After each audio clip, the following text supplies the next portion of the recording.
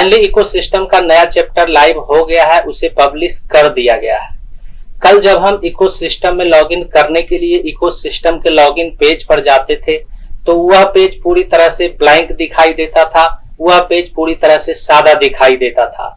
लेकिन आज जब हम इकोसिस्टम के लॉगिन पेज पर जाते हैं तो वह लॉगिन पेज हमें दिखाई देने लगता है और उस लॉगिन पेज में ईमेल आईडी और पासवर्ड डालने का भी ऑप्शन दिखाई देने लगा है। इसके अलावा उस लॉगिन पेज पर लॉगिन टू इकोसिस्टम का बटन भी दिखाई देने लगा है। इससे पहले इकोसिस्टम के पॉपअप में एक नोटिफिकेशन जारी किया गया था जिसमें लिखा हुआ था get ready for a new chapter, जिसका मतलब होता है कि एक नए अध्याय के लिए तैयार हो जाएं। और उसके बाद इस पॉपअप नोटिफिकेशन के आने के बाद इकोसिस्टम का लॉगिन पेज ब्लैंक दिखाई देने लगा था, सादा दिखाई देने लगा था, जिसके कारण हम इकोसिस्टम में लॉगिन नहीं कर पा रहे थे। लेकिन अब इकोसिस्टम के लॉगिन पेज को पब्लिश कर दिया गया है, इकोसिस्टम के लॉगिन पेज को लाइव कर दिया गया है। तो आज के इस वीडियो में हम इसी टॉपिक के ऊपर बात करने वाले हैं। नमस्कार दोस्तों, मेरा नाम है मंटन शर्मा।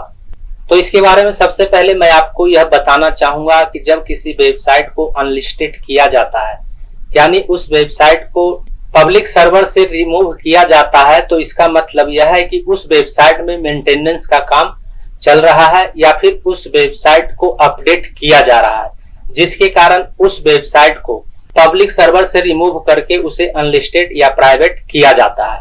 और इकोसिस्टम के बारे में पहले ही नोटिफिकेशन जारी किया गया है कि नए अध्याय के लिए तैयार हो जाएं, यानी इकोसिस्टम में कोई ना कोई अपडेट किया जाएगा, जिसके कारण इकोसिस्टम को कुछ समय के लिए पब्लिक सर्वर से रिमूव करके इकोसिस्टम को प्राइवेट या अनलिस्टेड किया गया है। लेकिन इकोसिस्टम दोबारा से लाइव होने के बाद इकोसिस्टम के ऑप्शन में, इकोसिस्टम के फीचर में क्या कुछ बदलाव किया गया, जिसके कारण इकोसिस्टम को पब्लिक सर्वर से रिमूव करके प्राइवेट या अनलिस्टेड किया गया था। अभी जब आप इकोसिस्टम के लॉगिन पेज पर जाएंगे तो वहां पर आप अपना ईमेल आईडी और पासवर्ड डाल करके लॉगिन टू इकोसिस्टम वाले बटन पर जब आप क्लिक करेंगे तो आप आसानी से इकोसिस्टम में लॉगिन हो जाएंगे। आपके सामने इकोसिस्टम का डैशबोर्ड नजर आने लगेगा।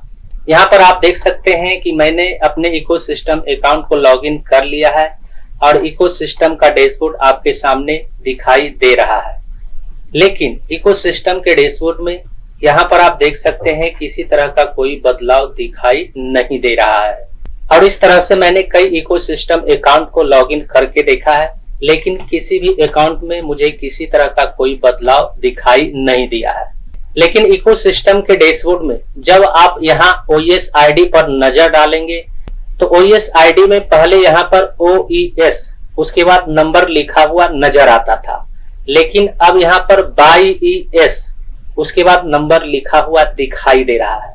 लेकिन जब हम इस पेज को रिफ्रेश करते हैं तो रिफ्रेश करने के बाद यहाँ पर OS ID में फिर से OES उसके बाद नंबर लिखा हुआ दिखाई दे रहा है। लेकिन ऐसा सभी इकोसिस्टम अकाउंट के डैशबोर्ड में नहीं हो रहा है। क्या आपके इकोसिस्टम अकाउंट के डैशबोर्ड में ऐसा हो रहा है? यदि हो रहा है तो नीचे कमेंट में जरूर लिखिए।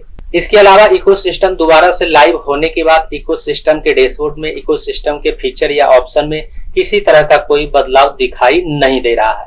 उम्मीद करता हूं इस वीडियो में दी गई जानकारी को आप अच्छी तरह से समझ गए होंगे। इस वीडियो से संबंधित यदि आपके मन में कोई सवाल है तो आप हमें नीचे कमेंट में पूछ सकते हैं।